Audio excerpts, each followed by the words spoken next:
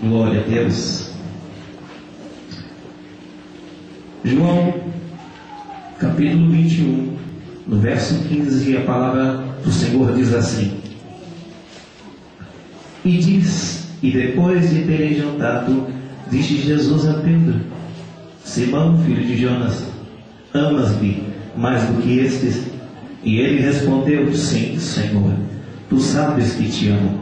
Disse-lhe: Apacenta os meus cordeiros.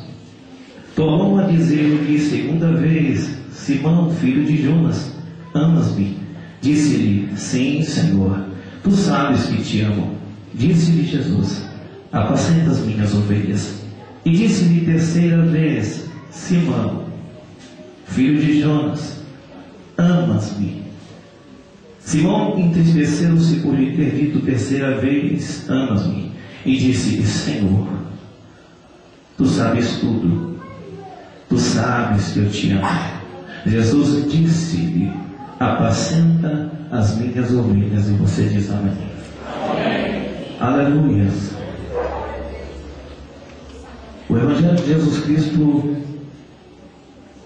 é a coisa mais preciosa que todo cristão tem. Porque até para você iniciar a leitura da Bíblia Sagrada, quando você vai ler o livro do Gênesis, você precisa ter lido pelo menos um dos evangelhos, para que você possa entender aquilo que Deus fez através da história, para que você possa entender tudo aquilo que Deus, todos os propósitos de Deus e o plano da salvação do cristão e também do seu povo, o povo de Israel. Então, se você ainda não leu o Evangelho de Jesus Cristo, porque talvez você tenha lido somente alguns textos do livro de Mateus, ou de Marcos, ou de Lucas, ou até mesmo do Evangelho segundo escreveu João, é necessário que você faça essa leitura. Talvez você tenha 6 meses, 1 ano, até mesmo 10 anos e não tenha lido a Bíblia completa. Mas se você não ler um dos Evangelhos por completo e depois iniciar no livro do Gênesis, você jamais vai entender o plano da salvação. E talvez por isso você ainda esteja na maneira como você está, sem compreender o que é que você está fazendo neste lugar, neste santuário. Eu quero te dizer que Jesus tem colocado essa palavra no meu coração, e isso tem queimado, tem ardido. E eu quero dizer para você que muitas vezes você não entende, e é sobre isso que Jesus vai falar com você. Pedro, um dos principais dos discípulos, o qual Jesus sempre o chamava para estar nas melhores coisas. Haviam 12 discípulos, um havia de o trair. Mas quando Jesus queria ter um particular com Deus, quando Jesus tinha uma conversa diferente com o Senhor, quando Jesus tinha uma coisa diferenciada, ele sempre chamava 3 homens: Pedro, Tiago e João.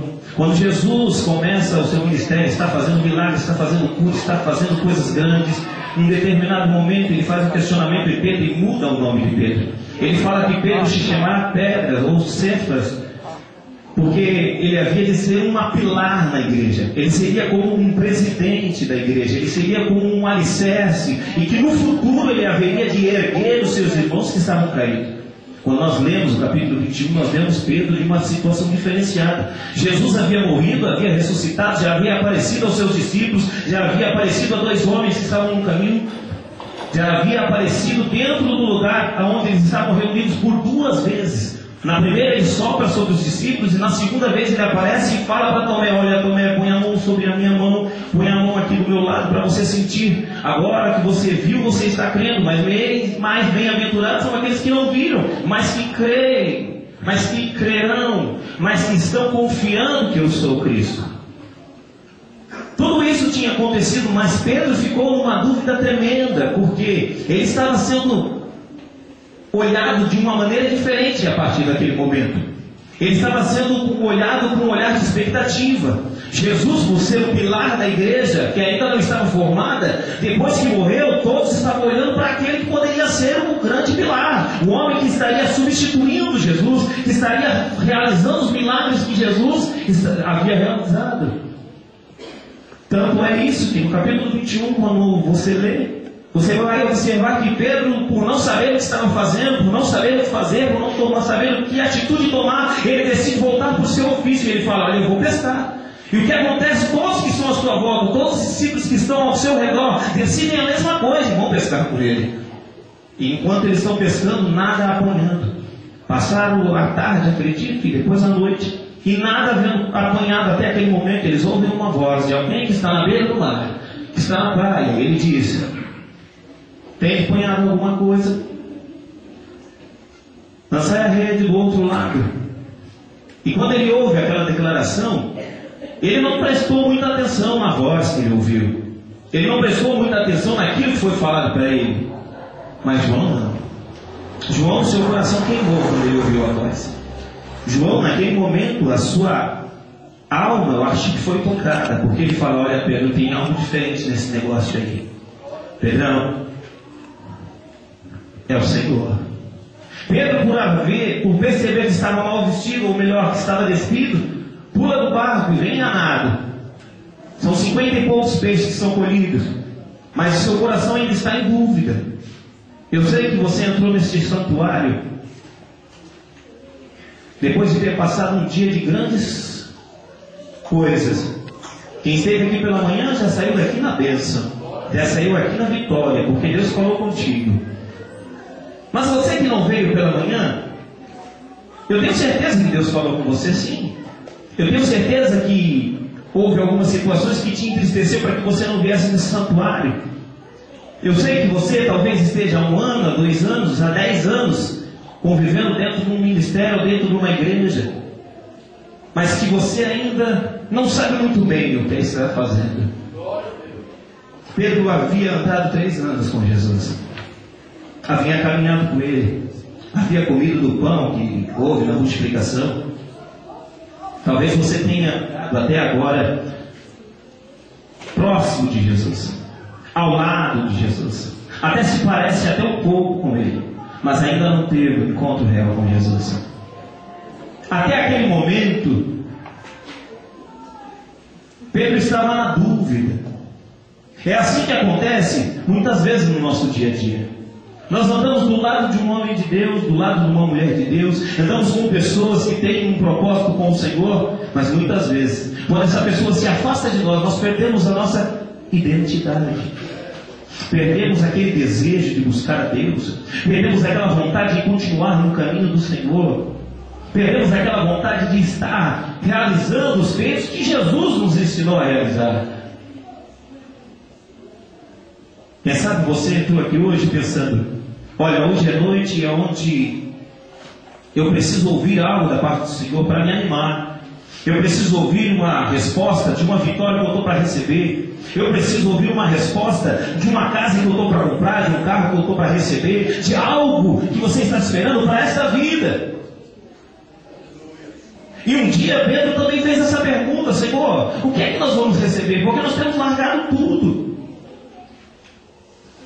Jesus fez uma promessa que ele havia de receber 100 vezes tanto nesta vida, mas o mais precioso era a vida eterna. Nós temos entrado na casa do Senhor por muitos dias, e muitas vezes nós entramos como Pedro, esperando que Jesus traga uma resposta de um milagre, esperando que Jesus faça uma multiplicação nas nossas finanças. E isso é bênção, porque Ele é poderoso para fazer, e esta noite Ele é poderoso para executar isso, meu irmão e minha irmã. Mas nós precisamos entender que muitas vezes nós devemos deixar de voltar àqueles rudimentos antigos, porque Pedro, por não saber o que fazer, decidiu voltar para trás. E talvez você tenha entrado aqui esta noite pensando: não está acontecendo nada, eu não estou vendo nada, as palavras são ministradas, os louvores são ministrados, eu sinto a presença de Deus, eu sinto o gosto do Espírito, mas os sinais que eu estou esperando acontecer para a minha vida não estão acontecendo.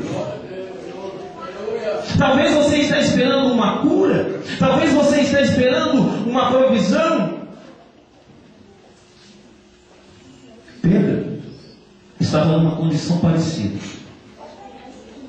Porque imagina, meu irmão, quem já perdeu seu pai vai entender o que eu estou dizendo. Você tem lá seu pai que é a referência maior para você, e de repente em algum momento você o perde, você fica sem chão. Quem já perdeu uma mãe está entendendo o que eu estou dizendo. Porque você fica sem ter aonde pisar, você fica sem saber o que fazer. Mas você se esquece. E Pedro se esqueceu. que todos também estão confiando em você. Todos estão de olho em você. Todos estão observando como você anda. Todos estão observando o que é que você vai fazer. Todos estão observando como são seus passos, como é o seu linguajar, o que é que você executa diante do Senhor. É verdade, Jesus. Tu és fiel. O Senhor tem escolhido a mim e a você. Ele tem decidido investir em mim e em você. Então, em todos os momentos em que você se coloca na presença do Senhor, em todos os instantes que você está na presença do Senhor, Ele espera que você dê o seu melhor. Ele espera que você se coloque na presença dEle para o adorar, para o exaltar, para se santificar. E quando de repente o Senhor se aparta de você, ou melhor, não o seu espírito, porque este habita em você, mas quando você sai do santuário de Deus, Ele espera que as suas atitudes sejam continuadas. Ele espera que o seu exemplo seja continuado para os demais. Ele espera que a sua conduta diante da sociedade seja continuada. E é isso que Pedro não entendeu naquele momento.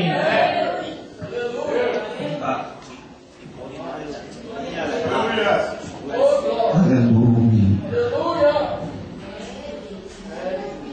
Muitas vezes nós estamos no nosso trabalho, meu irmão, e nós se esquecemos que somos cristãos. É verdade, irmão. É verdade, nós se esquecemos. Se esquecemos que somos cristãos. E esquecemos que as pessoas, ou melhor, as pessoas que estão à nossa volta, Pedro, Tiago, João, Mateus, estão todos à nossa volta, esperando uma atitude nossa, que vai o conduzir a uma direção exata, a uma direção que vai trazer bênção. Muitas vezes nós estamos no nosso trabalho e todos que estão olhando para nós nos vê como cristão, e de repente ele nos vê que nós estamos tendo atitudes que não condizem com aquilo. E sabe o que acontece? Eles voltam para o revimento antigo, para as atitudes antigas, para as idolatrias antigas.